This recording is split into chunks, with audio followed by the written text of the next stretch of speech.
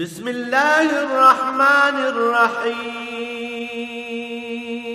الرحمن علم القرآن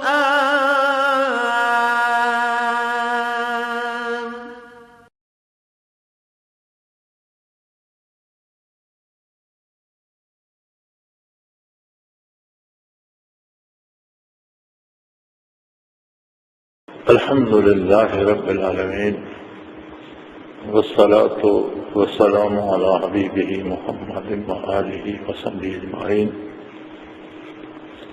اعوذ باللہ من الشیطان الرجیم، بسم اللہ الرحمن الرحیم۔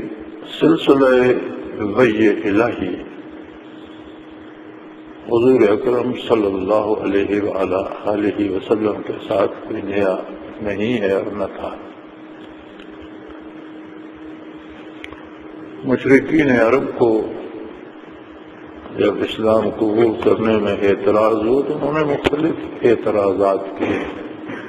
پہلے تو یہ کہنے لگے کہ رجل من القریتین عظیم، کہ کوئی مشہور و معروف اور بڑا آدمی ہوتا ہے جس پر وحی نازل ہوتی ہے۔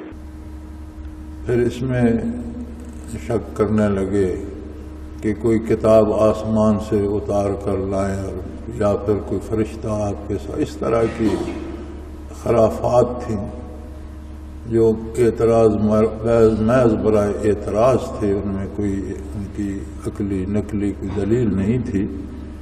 تو اس بات کو اللہ کریم نے اس ارشاد سے صاف فرما دیا کہ یہ کوئی نئی بات نہیں ہے۔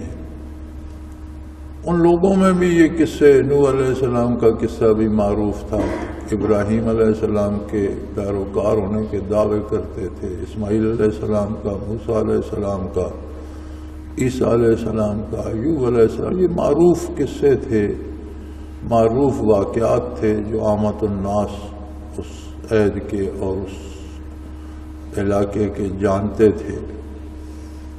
ان میں وہ واقعات کچھ غلط کچھ صحیح انہوں نے جو کہانیاں گھڑ رکھی تھی، لیکن ان مبارک ناموں سے آشنا تھے، ان کے نبی ہونے کا تصور موجود تھا، ان پر وحی کے آنے کا تصور موجود تھا۔ تو فرمایا اگر ان تمام انبیاء پر وحی نازل ہو سکتی ہے تو آپ پر کیوں نہیں ہو سکتی؟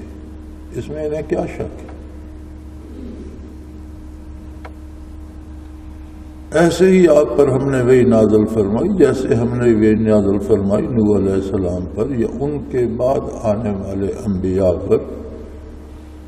ہم نے وحی نازل فرمائی ابراہیم علیہ السلام پر، اسماعیل علیہ السلام پر، اسحاق علیہ السلام پر، یعقوب علیہ السلام پر، اور ان کی اولاد میں عیسیٰ علیہ السلام پر، ایوب علیہ السلام پر، یونس علیہ السلام پر، ہارون علیہ السلام پر، سلیمان علیہ السلام پر، اور اسی طرح حضرت داؤد علیہ السلام کو ہم نے زبور عطا کی جو آسمانی کتاب تھی۔ اور بہت سے ایسے رسول ہیں، وَرُسُلًا قَدْ قَصَصْنَاهُمْ عَلَيْكَ مِنْ قَبْلُ وَرُسُلًا لَمْ نَقْصُصْهُمْ عَلَيْكَ۔ یہ تو وہ رسول ہیں جن کا تذکرہ ہم نے آپ صلی اللہ علیہ وسلم کے ساتھ فرما دیا۔ ایسے بھی بے شمار ہیں جن کا ذکر خیر قرآن میں نازل نہیں فرمایا گیا، جس کی ضرورت نہیں سمجھی گئی۔ اور اسی طرح وَكَلَّمَ اللَّهُ مُوسَىٰ تَكْلِيمًا، موسیٰ علیہ السلام کو یہ سعادت بخشی کہ اللہ کریم ان سے ذاتی طور پر کلام فرماتے تھے، درمیان میں کوئی وحی بھی نہیں ہوتی تھی۔ یہ تو اللہ کریم کی اپنی پسند ہے، جسے جو عزت چاہے وہ بخش دے۔ بات یہ نہیں کہ وحی فلاں ہستی پہ کیوں نازل ہوئی، بات صداقت وحی کی یہ ہے کہ اس وحی کا جو مدعی ہے اس کے ارشادات میں سے انسانیت کی بہتری کیا ہوتی ہے، کیونکہ وحی نازل ہوتی ہے بندوں کو اللہ کریم سے آشنا کرنے کے لیے، اللہ جل شانہ کی اطاعت اور عدم اطاعت کا معیار ہوتی ہے وحی، حلال و حرام، جائز و ناجائز، اور پوری زندگی کا ایک نصاب معین فرماتی ہے۔ تو فرمایا رسلا مبشرین و منذرین، رسولوں کا کام یہ تھا کہ وہ بشارت دیتے تھے اطاعت الہی پر. جو لوگ اللہ کے حکم کو قبول کرتے، وہی الہی کو قبول کرتے، اللہ کی اطاعت کرتے اور اپنی زندگی کو اس کے مطابق ڈھال لیتے، انبیاء انہیں ان کے نیک انجام کی خوشخبری سناتے تھے. ومنذرین، اور جو لوگ وہی الہی کے خلاف زندگی بسر کرتے تھے انہیں بہت دور میدان حشر میں جو حالات پیش آنے والے ہیں آئندہ کی زندگی میں، بعد از مرگ، برزخ میں، عذاب و ثواب میں جو مصیبتیں نافرمانی پر نازل آنے والی ہیں ان کی بروقت اطلاع دیتے.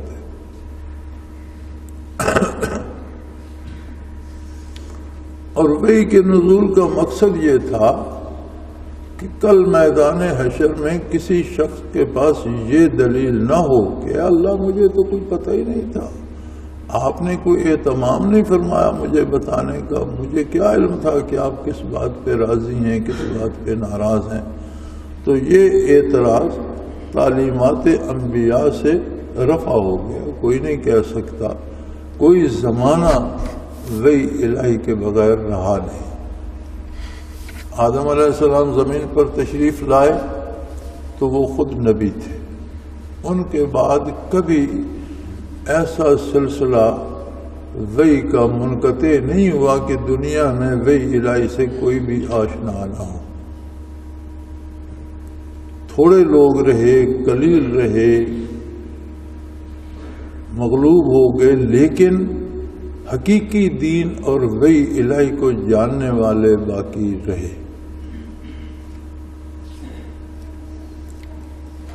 حضرت سلمان فارسی رضی اللہ تعالیٰ عنہ کا جو زندگی کا قصہ ہے وہ بڑا عجیب و غریب ہے. فارس میں پیدا ہوئے، وہاں آتش پرستی تھی،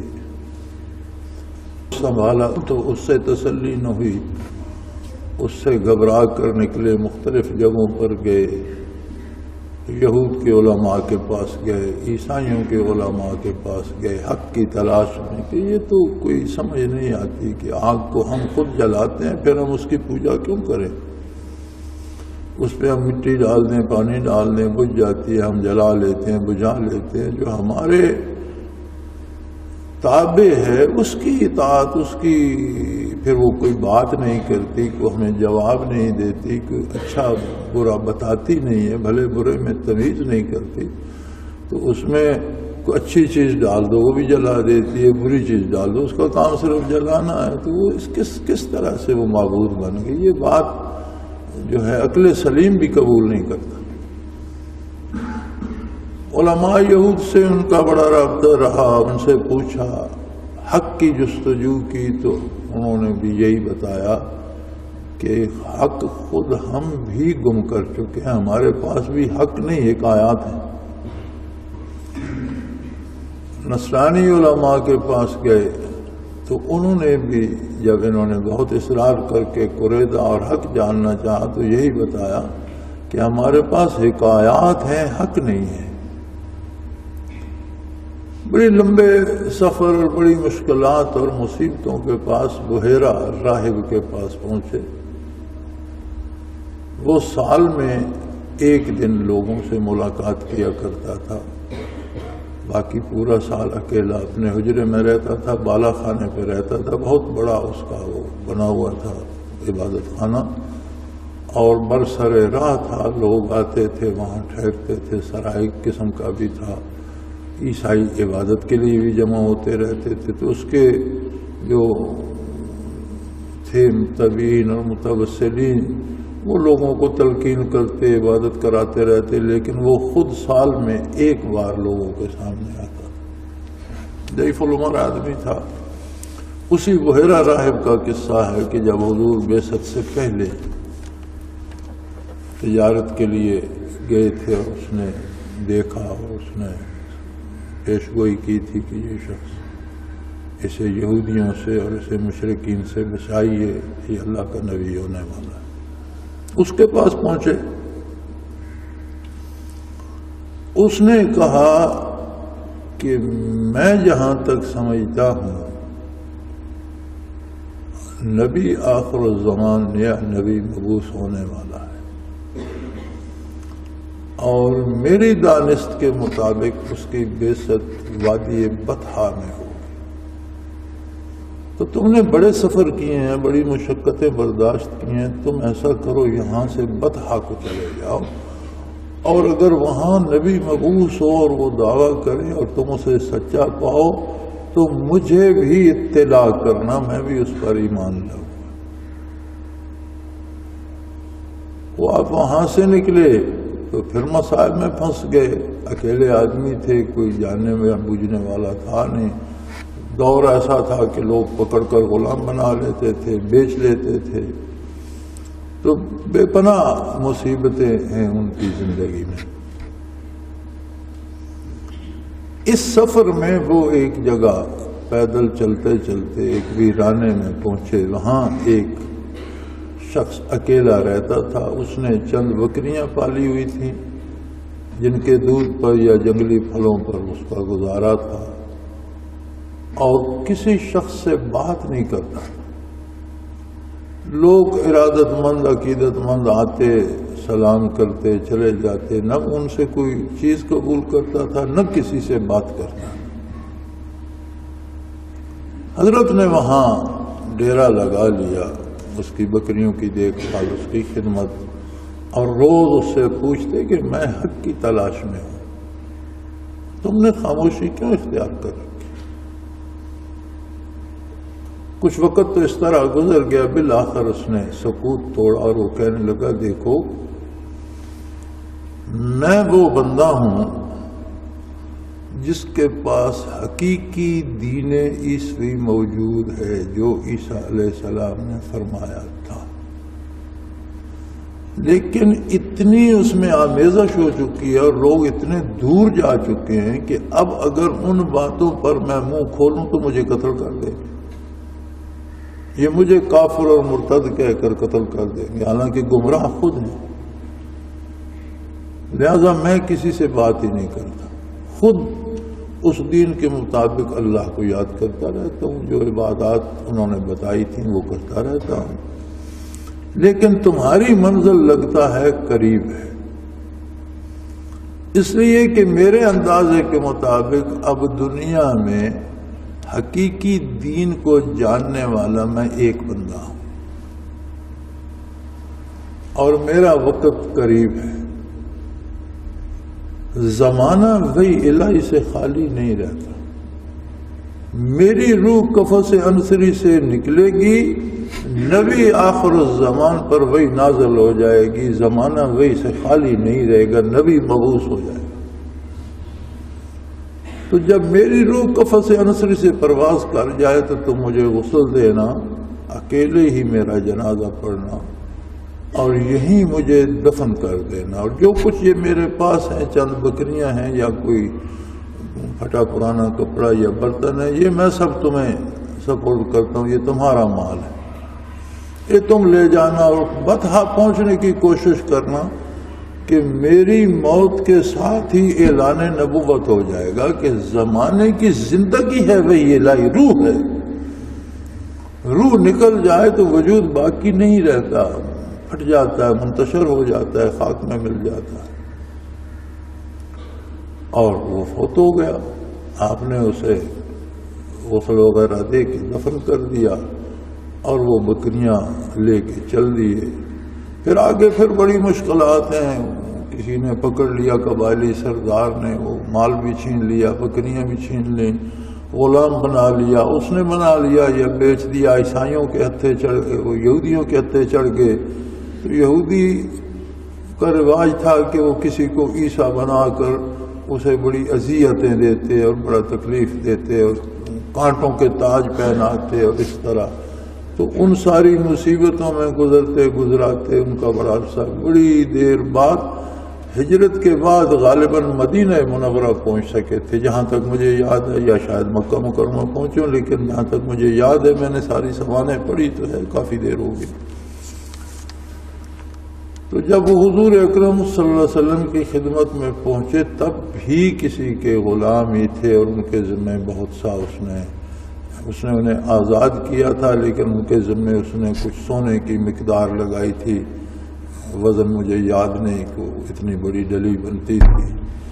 تو وہ بھی انہوں نے حضور کی خدمت میں عرض کی کہ میں ساری زندگی مصیبتوں میں گزارنے کے بعد اپنے اس نوعمری اور نوجوانی اور جب ہوش آیا تو جو حق کی تلاش تھی اس میں آج کامیاب ہوا ہوں، آپ کی خدمت عالی میں پہنچوں، لیکن اب بھی مجھ پر وہ بوجھ باقی ہے کہ جس نے مجھے اس شرط پر آزاد کیا کہ اتنا سونا اسے میں دوں، وہ ادھار مجھ پہ باقی ہے، ورنہ میں اس کا غلام ہوں۔ تو اسی محفل میں کوئی شخص حاضر ہوا اور اس نے حضور اکرم صلی اللہ علیہ وسلم کی خدمت میں ایک ڈھیلا پیش کیا جو سونے کا تھا، اور وہ اتنا ہی تھا جتنا انہوں نے مالک کو دینا تھا۔ تو حضور نے فرمایا اللہ نے آپ کا یہ تمام کر دیا، یہ سونا آپ اسے دیں اور آزاد ہو جائے۔ تو باقی زندگی انہوں نے حضور کی خدمت میں بسر کی۔ تو اس سارے قصہ عرض کرنے سے میری مراد یہ ہے کہ زمانہ وحی الہی سے، وحی الہی کو جاننے اور سمجھنے والوں سے اور اس پر عمل کرنے والوں سے خالی نہیں رہتا۔ یہ سنت اللہ ہے، اس لیے کہ قیامت کے روز کوئی یہ نہ کہے کہ زمین پر تو کوئی تیرا نام بتانے والا نہیں تھا، کوئی ہوتا تو میں اس سے سیکھتا، کوئی تیرے احکام بتاتا تو میں اس سے سیکھتا۔ اب جو جس عہد میں ہم جی رہے ہیں، الحمدللہ ہم مسلمان ہیں، اور اس میں ہماری کوئی محنت نہیں لگی۔ اسلام ہمیں پیدائشی طور پر عطیہ خداوندی کی طرح مفت میں مل گیا، ہم اللہ کا احسان ہے، مسلمانوں کے گھر پیدا ہوئے اور مسلمان ہیں۔ لیکن ہماری مصیبت یہ ہے کہ ہم نے جس طرح نسلیں بانٹ رکھی ہیں کہ یہ افغان ہیں، یہ ترکستانی ہیں، یہ انگریز ہیں، یہ امریکن ہیں، یہ پاکستانی ہیں، یہ ہندوستانی ہیں، ملکوں کے ناموں کے ساتھ ہم نے نسل بندی کر رکھی ہے۔ پھر ملکوں میں آگے تقسیم آ گئی، ہر ملک کے صوبوں میں تقسیم ان کے ساتھ وابستہ ہو گئے۔ دراصل انسانوں کے خاندان جو تھے وہ اچھے ناموں اور اچھے لوگوں کے ناموں سے چلتے تھے، اور نسل سے انسان پہچانے جاتے تھے، قبائل سے انسان وَجَعَلْنَا قبائل وشعوبا لتعارف، شعوبا وقبائل لتعارف، ہم نے تمہیں شعوب اور قبیلے بنایا تاکہ تمہارا تعارف رہے۔ اصل انسانی تعارف وہ تھا۔ یہ خدا بھلا نہ کرے ان یورپ اور مغرب والوں کا، یہ بدکاری میں اس قدر الجھ گئے کہ ان کی نسلیں نابود ہو گئی، ان کے پاس نسب نہیں رہا۔ جب نسل نہ رہی تو پھر تعارف یہ ہو گیا کہ یہ فلاں ملک کا رہنے والا ہے، یہ فلاں ملک کا رہنے، فلاں علاقے کا۔ تو انہوں نے پوری انسانیت کو اس طرح تقسیم کر دیا ہے کہ لوگ اب گاؤں پر بھی تقسیم ہو گئے، یہ فلاں گاؤں کا، یہ فلاں گاؤں کا، اس لیے اس کی ہم بات نہیں سنیں گے۔ یعنی لوگ تقسیم در تقسیم ہوتے چلے گئے۔ تو یہ اس یورپ نے انسانیت کو تباہ کیا ہے، ورنہ انسانی شناخت اس کی نسب سے تھی۔ تو ہم اس حوالے سے، نسبی حوالے سے مسلمان گھروں میں پیدا ہوئے، مسلمان ہو گئے، لیکن آگے آ کر ہم نے اس کی حفاظت بھی نہیں کی۔ ہم پھر وہی علاقائی تقسیم میں آ گئے، اور جو وہ دینی حمیت تھی، اسلام پر عمل کرنے کا جذبہ تھا، اس سے ہم دور ہوتے چلے گئے۔ علاقائی اور ملکی جو رسومات اور رواجات تھے، ہم بھی ان کے اسیر ہوتے چلے گئے۔ اور آج اگر ہم اپنی زندگی پہ نظر ڈالیں تو اسلام برائے نام ہے، صبح سے شام تک کے امور میں، وہ معاشی ہوں، سیاسی ہوں، معیشت کے ہوں یا معاشرت کے ہوں، ہر کام میں رسومات آگے آ گئی ہیں، اور وحی الہی کی وہ عظمت رہی نہیں۔ انسان جو خود قانون بناتے ہیں وہ سارے درست نہیں ہوتے. اس کی دلیل یہ بھی ہے کہ وہی قانون ساز اسمبلیاں جو بناتی ہیں پھر ان میں ترمیمیں کرتی ہیں کہ نہیں اس میں یہ کمی ہے، اس میں یہ کیا ہے، وہ چلتی رہتی ہیں. پھر وہ ترمیمیں بھی غلط ثابت ہوتی ہیں، وقت کے ساتھ ساتھ حالات بدلتے ہیں، ضرورتیں بدلتی ہیں، اور وہی قانون ساز ادارے ان میں تبدیلیاں کرتے رہتے ہیں. وہی الہی ایسا حتمی قانون ہے کہ حضور کی بعثت عالی نے قیامت تک آنے والی انسانیت کے لیے روشنی مہیا کر دی، رہنمائی مہیا کر دی، ہدایت مہیا کر دی، اور فرمایا ایھا الناس انی رسول اللہ الیکم جمیعا، اے اولاد آدم جہاں تک تم ہو اور جب تک تم ہو اب تمہارے لیے میں اللہ کا رسول. اب یہ عجیب بات ہے کہ عرب کے صحراؤں میں ایک قانون ارشاد فرماتے ہیں نبی کریم صلی اللہ علیہ وسلم، اور وہ قانون ایسا جامع ہے کہ دنیا کے ممالک مختلف ہیں، آب و ہوا مختلف ہے، فضائیں مختلف ہیں، لوگوں کی عادات مختلف ہیں، زبانیں مختلف ہیں، رنگ مختلف ہیں، غذائیں مختلف ہیں، دوائیں مختلف ہیں. اس کے باوجود روح زمین کے ہر انسان کے لیے ہر موسم اور ہر ماحول میں وہ قابل عمل ہے.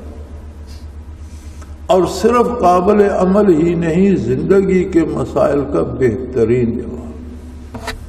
پھر محض حضور کے زمانے یا اس عہد میں نہیں، قیامت تک کے لیے انسانی زندگی کے لیے بہترین نصاب ہے. زمانہ لاکھ کروٹیں بدلے، انسانی نسلیں آئیں اور گزر جائیں، موسم بدل سکتے ہیں، رسومات بدل سکتی ہیں، لیکن دین میں تبدیلی کی ضرورت ہے. اب اس پہ ہمارا قومی رد عمل یہ ہوتا ہے، ہم جو خود کو مسلمان کہتے ہیں، اللہ قبول فرمائے، 55-56 ریاستیں مسلمانوں کی ہیں اس وقت بھی دنیا میں. الحمدللہ پاکستان ایک بہت بڑی ریاست ہے، ایٹمی قوت ہے، بہت بڑی اسلامی سلطنت ہے، حکومت ہے.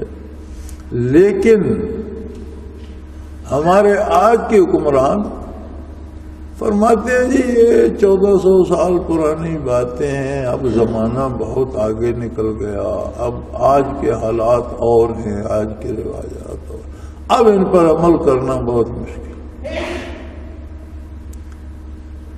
جب ہم یہ کہتے ہیں تو ہم وہی الہی کو غلط بتاتے ہیں کہ اب یہ غلط ہو چکی. ہم نبوت کا انکار کر رہے ہوتے ہیں. حضور کے اس دعوے عالی کا جو آج بھی قرآن کریم میں موجود ہے، انی رسول اللہ الیکم جمیعا، اس کا انکار ہو جاتا ہے. ایک ہوتا ہے عمل نہ کرنا، یہ گناہ ہوتا ہے. ایک ہوتا ہے کسی اصول اور ضابطے کا انکار کر دینا، یہ کفر ہے. تو اس لیے سنت کا یا اس لیے احکام دین کا انکار کر دینا کہ یہ دور از کار رفتہ ہیں، قابل عمل نہیں ہے، یہ تو صریح کفر ہے. ہاں یہ کہنا کہ دین کا حکم بجا درست، میں اس پر عمل نہیں کر رہا، میں اس کے خلاف کر رہا ہوں، یہ گناہ ہے. یعنی حق وہ ہے، وہ سچ ہے، وہ اس سے ایمان بچ جاتا ہے.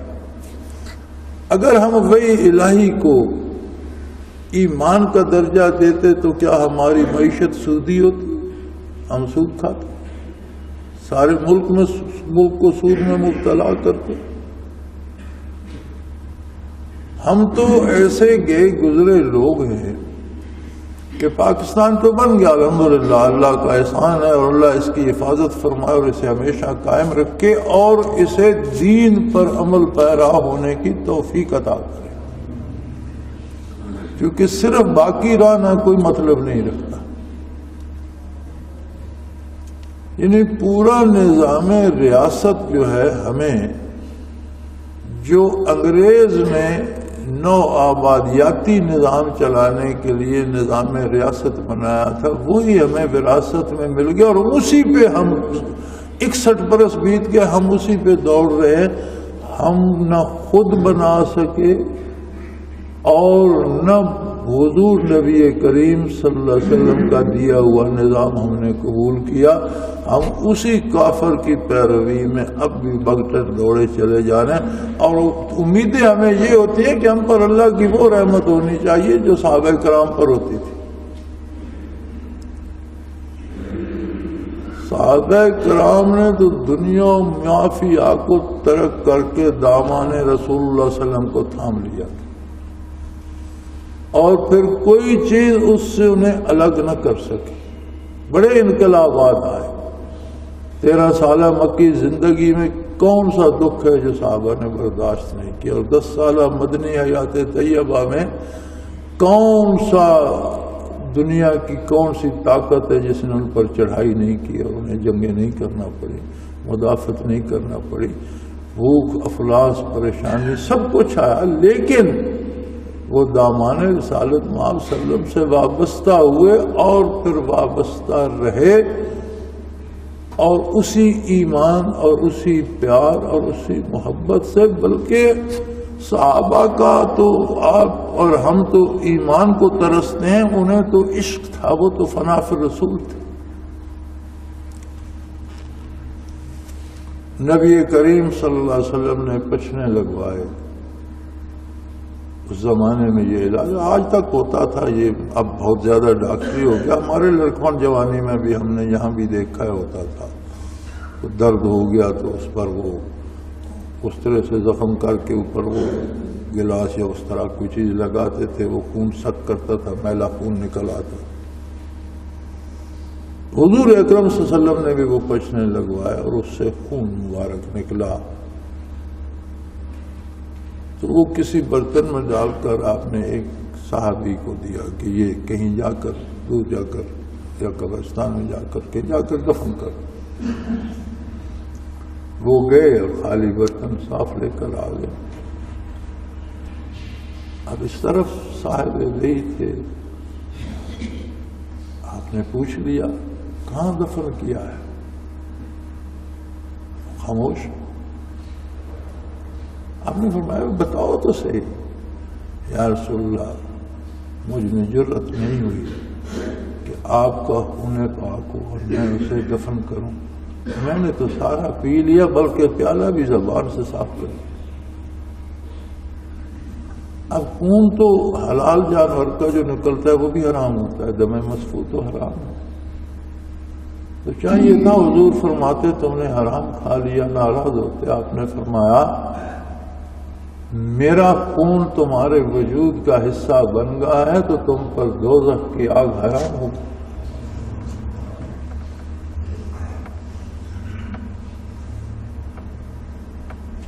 ایک دفعہ ناسازی طبیعت میں نبی کریم صلی اللہ علیہ وسلم نے کسی برتن میں چھوٹا پیشاب کیا، صحابی کو خادم کو دیا کہ جا کر باہر پھینکا۔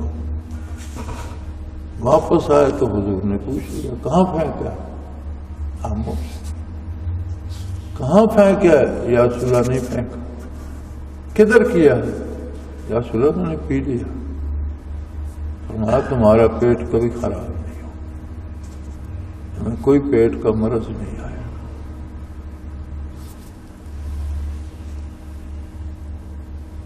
یہ معاملات آج سمجھ میں آ سکتے ہیں، کسی کو کسی سے ایسا پیار بھی ہو سکتا ہے، ایک محبت کا کون سا درجہ ہے۔ بزرگ صحابی ہیں، رات کو ان کا بچہ لینے آتا ہے مسجد سے، ہاتھ پکڑ کے گھر لے جاتے ہیں، سحری کو آتے ہیں تو بچے کو بھی اٹھا دیتے ہیں، وہ سحری کو آ کے مسجد میں چھوڑ جاتے ہیں، اور فجر کی نماز کے بعد ٹھیک ٹھاک جاتے ہیں، سارا دن کام کاج کرتے ہیں، مغرب کے لیے خود آتے ہیں، عشاء تک ٹھیک ٹھاک اپنا سارا کام خود کرتے ہیں، لیکن عشاء کے بعد گھر جانے کے لیے بچہ آ جاتا ہے، پکڑ کے لے جاتا ہے۔ تو کسی نے پوچھ لیا کہ حضرت عجیب بات ہے کہ جب آپ عشاء سے فارغ ہوتے تو آپ کی نظر بند ہو جاتی ہے اور صبح تک آپ کو کچھ بچہ چھوڑنے آتا ہے، پھر دن بھر آپ کی نظر کام کرتی۔ اس نے کہا بھئی تم ان معاملات کو کیا کرتے ہو؟ میں جانوں، میری نظر جانے؟ تو نہیں، بتائیے تو صحیح، پتا تو چلے، یہ عجیب مرض ہے، یہ تو کبھی سنا نہیں اس طرح۔ انہوں نے کہا میرا مرض یہ ہے کہ میں جب حضور عشاء کی نماز پڑھا کر واپس حجرہ عالی میں جاتے میں دیکھ رہا ہوں، جب حضور کھڑکی بند کرتے میں آنکھ بند کر لیتا ہوں، میری آخری نظر دن بھر کی حضور پہ پڑتی، میں پھر آنکھ نہیں کھولتا۔ میں گھر جاؤں، میں کھانا کھاؤں، میں سو جاؤں، میں آنکھ نہیں کھولتا۔ کوئی ملنے آئے، کوئی بات کرنا، آنکھ بند رکھتا ہوں۔ سیری بچہ مجھے مسجد نبوی میں چھوڑ جاتا ہے، میں منتظر رہتا ہوں کہ کب کھڑکی کھلنے کی آہٹ ہوتی ہے، کب حضور قدم رنجہ فرماتے ہیں۔ اس کی بھی سمجھ نہ آئے تو جب جماعت کھڑی ہوتی ہے تو حضور سامنے کھڑے ہوتے ہیں، میں تب نگاہ کھولتا ہوں کہ میری پہلی نگاہ حضور پہ پڑے اور دن کی آخری نظر بھی حضور کی ذات پہ پڑے۔ اب یہ بات کسی کے عقل میں آ سکتی ہے؟ اسے عقل سے سمجھا جا سکتا ہے؟ اب جن کو عشق نہیں، جنون تھا، اور یہ صرف وہی خوش نصیب لوگ تھے جن کو اللہ جل شانہ نے حضور صلی اللہ علیہ وسلم کی رفاقت ہی کے لیے پیدا فرمایا۔ بنے بنائے لوگ تھے، ہم تم نہیں تھے۔ چھوٹی چھوٹی ہماری مصلحتیں، چھوٹے چھوٹے لالچ، چھوٹی چھوٹی طمع ہمیں کتنے دور لے گئی حضور اکرم صلی اللہ علیہ وسلم۔ ہم اپنی زندگی دیکھیں، اپنے افکار دیکھیں، اپنا کردار دیکھیں، تو ہم آج وہاں پہنچ گئے ہیں جہاں ہم یہ کہتے ہیں کہ یار یہ حضور نے فرمایا تو ہے، قرآن میں تو ہے، اللہ نے بھی فرمایا تو ہے، لیکن اب یہ اس زمانے میں قابل عمل نہیں ہے۔ کیا بات ہے، کیا عجیب منطق ہے کہ آپ دانشور ہو گئے ہو، آپ اللہ کی وحی کو بھی غیر دانشمندانہ قرار دے رہے ہیں۔ لیکن یہ وحی الہی وہ نعمت ہے جس سے اللہ نے زمانے کو کبھی محروم نہیں رکھا، اور یہ دلیل اور حجت ہوگی میدان حشر میں، لئلا یکون للناس علی اللہ حجت بعد الرسل۔ انبیاء کی شہادت کے بعد انبیاء کی وحی سب سے بڑی دلیل ہوگی، اور وہاں کوئی یہ نہیں کہہ سکے گا کہ یا اللہ تو نے میرے لیے تو کوئی اہتمام نہیں کیا، مجھے بتایا تو ہوتا مجھے کیا کرنا ہے کیا نہیں کرنا۔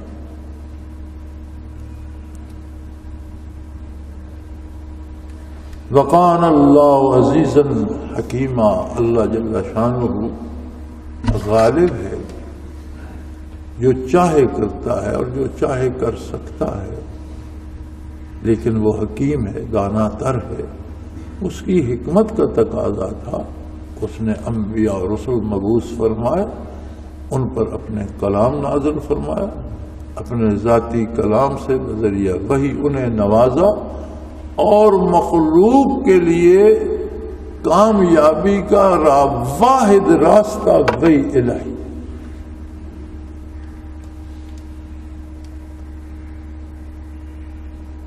لیکن وہ جو علامہ مرحوم نے کہا تھا نا، وائے ناکامی متاح کارواں جاتا رہا، وائے ناکامی متاح کارواں جاتا رہا، کارواں کے دل سے احساس زیاں جاتا رہا۔ انہوں نے رونا رویا ہے کہ بحیثیت قوم ہم لٹ گئے، ہمارا اثاثہ لٹ گیا، ہمارے پاس کچھ نہیں بچا۔ بھئی کیا لٹا آپ کا؟ مال لٹ گیا، آپ کے جانور لوٹے گئے، کیا لوٹا گیا آپ کا؟ فرمایا اصل چیز لٹ گئی یار، ہماری قوم کے دل میں جو احساس زیاں تھا، جو دکھ ہونا تھا حضور کی غلامی چھوڑ کر، جو دکھ ہونا تھا دین سے دور ہو کر، جو دکھ ہونا چاہیے تھا وہی سے معروم ہو کر، وہ احساس چاہتا رہا، ہم تو تباہ ہو گئے، ہمارے پاس بچا ہی کچھ نہیں۔ مال ہے تو کیا ہوا، دولت ہے تو کیا ہوا، حکومت و سلطنت ہے تو کیا ہوا، اگر وہ درد نہیں ہے کہ ہم حضور کی غلامی کو اپنا شعار بنائیں اور جہاں سے دامان رسالت چھوٹے ہمیں دکھ ہو، فرمایا وہ احساس مر گیا ہے، ہمارے پاس تو بچا ہی کچھ نہیں۔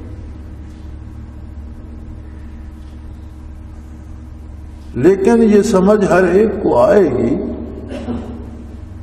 جب وہ میدان حشر میں ہوگا، جب وہ قبر میں اترے گا، جب وہ برزخ سے گزرے گا، جب میدان حشر میں پہنچے گا تو پھر سب کو احساس ہوگا کہ اس دار دنیا میں، اس پورے جہان میں سب سے بڑی دولت محمد الرسول اللہ کی غلامی ہے، اس کا مقابلہ کوئی دولت نہیں کر سکتی۔ حکومت و سلطنت بھی اسی کی ہے، تاج دار جہاں بھی وہی ہے، بادشاہ اور شہنشاہ بھی وہی ہے، صدر اور وزیر اعظم بھی وہی ہے، سیٹھ بھی وہی ہے، دولت مند بھی وہی ہے، امیر بھی وہی ہے جسے محمد الرسول اللہ کی اطاعت نصیب، اور جسے یہ دولت نصیب نہیں وہ بادشاہ ہو تو بھی حسرت سے مرے گا، وزارت ہے تو وزارت کے بغیر قبر میں جائے گا، دولت ہے تو یہیں چھوڑ کے چلا جائے گا، اور حسرت زدہ اور واماندہ اور عذاب الہی کا شکار ہوگا آخرت۔ یہ جتنا کارگاہ عالم کو اللہ نے سجایا ہے، اس سارے کارگاہ عالم میں حاصل کرنے کی نعمت ایک ہی ہے، اور وہ ہے اطاعت اللہ کی اور اللہ کے رسول صلی اللہ علیہ وسلم۔ اور یاد رکھ لیں، اطاعت بجز محبت ممکن نہیں۔ آپ پیسے دے کر کسی سے اپنا کام کروا سکتے ہیں، لیکن وہ آپ کا کام کر دے گا، وہ اطاعت نہیں ہوگی۔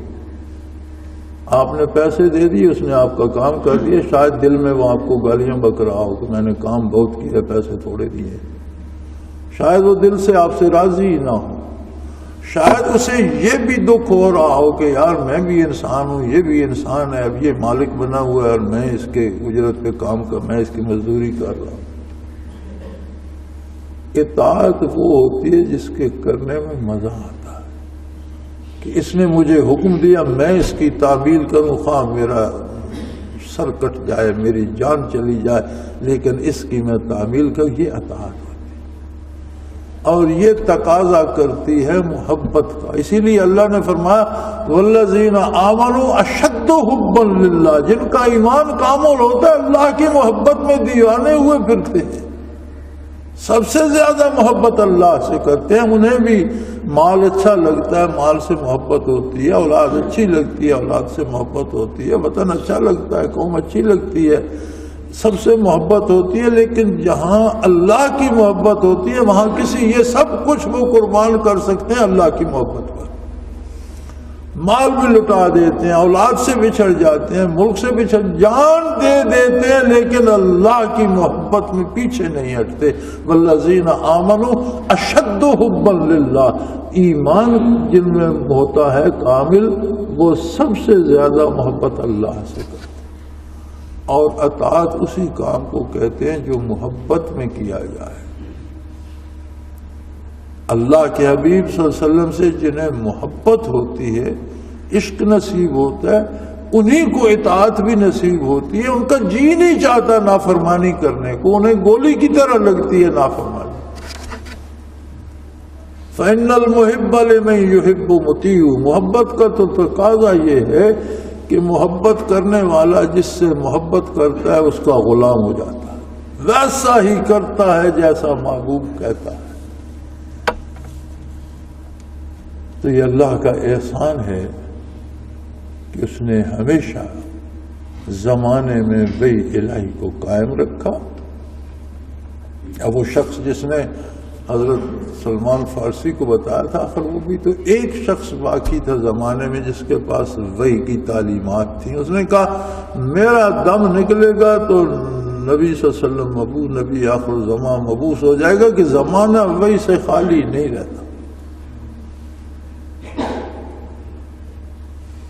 اور یہ بھول جائیں کہ ہم چھوڑ دیں گے تو یہ تعلیمات مٹ جائیں گی. نہیں، چھوڑنے والے اگر بہت ہیں تو اس پر عمل کرنے والے جان نثار بھی جب تک یہ سورج طلوع غروب ہو رہا ہے تب تک رہیں گے. قیامت آئے گی ہی تب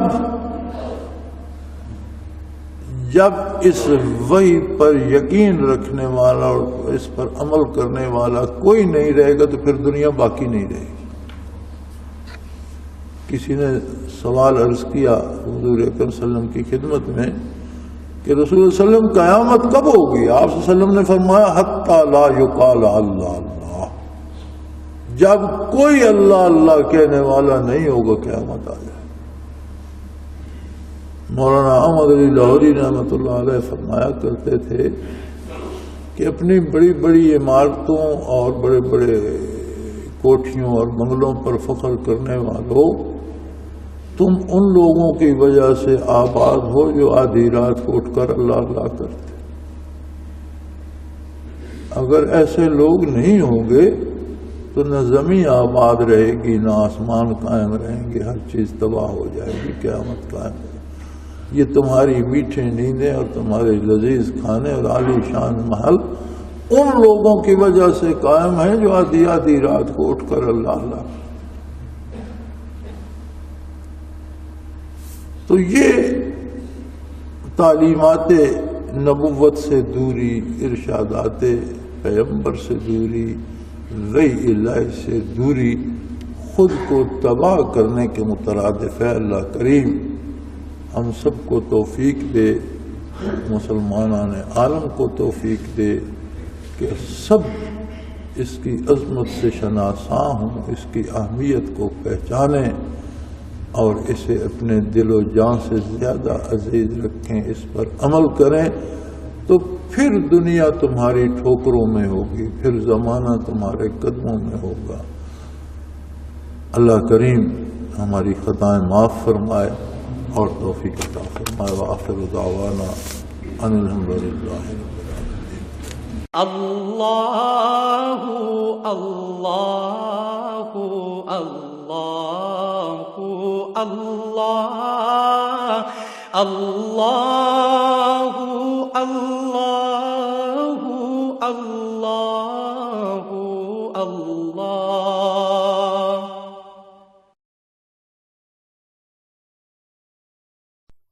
حضرت امیر محمد اکرم آوان مد ذلہ العالی دارالعرفان منارہ ضلع چکوال میں سالہ سال سے قرآن و حدیث کے اوپر خطابات کر رہے ہیں اور سلسلہ نقشبندیہ اویسیہ کے مطابق لوگوں کو ذکر الہی کی تربیت دے رہے ہیں. وہ قرآن پاک کی تفسیر ترتیب وار بیان کر رہے ہیں. تفسیر قرآن کو وہ موجودہ ملکی اور بین الاقوامی حالات کے مطابق بیان کرتے ہیں. موٹر وے سے کلر کہار کے انٹرچینج سے نکلتے ہوئے کلر کہار کی جھیل سے ہوتے ہوئے میانی، بوچھال اور نور پور سے گزرتے ہوئے دارالعرفان منارہ پہنچ سکتے ہیں. حضرت امیر محمد اکرم آوان نے بچیوں اور بچوں کی دینی اور دنیاوی تعلیم کے لیے سقارہ اکیڈمی کے نام سے ایک درسگاہ بھی قائم کی ہے، جس کا افتتاح ملک پاکستان کے صدر جنرل محمد ضیاء الحق نے اپنے دست مبارک سے کیا تھا. وہ تمام احباب جو اسلام کی طلب رکھتے ہیں ان سے گزارش ہے کہ دارالعرفان منارہ ضلع چکوال میں امیر محمد اکرم آوان صاحب کے خطابات سے مستفید ہوں. وہ ہر جمعے کو نماز سے پہلے بیان فرماتے ہیں. ہر ماہ کی پہلی اتوار کو ماہانہ اجتماع ہوتا ہے جس میں آپ خصوصی خطاب فرماتے ہیں اور پاکستان کے چاروں صوبوں سے احباب اس اجتماع میں شرکت کرتے ہیں. اس کے علاوہ یہاں سال میں 2 مرکزی اجتماعات بھی ہوتے ہیں، ایک رمضان المبارک میں اعتکاف کا اجتماع اور دوسرا جولائی اور اگست میں 40 دن کا اجتماع ہوتا ہے جس میں روحانی تربیت کی جاتی ہے۔ اپنا خون سیماب دے کر اتنا ہم کر جائیں گے، نام آقا کا چمن میں پھر رقم کر جائیں گے۔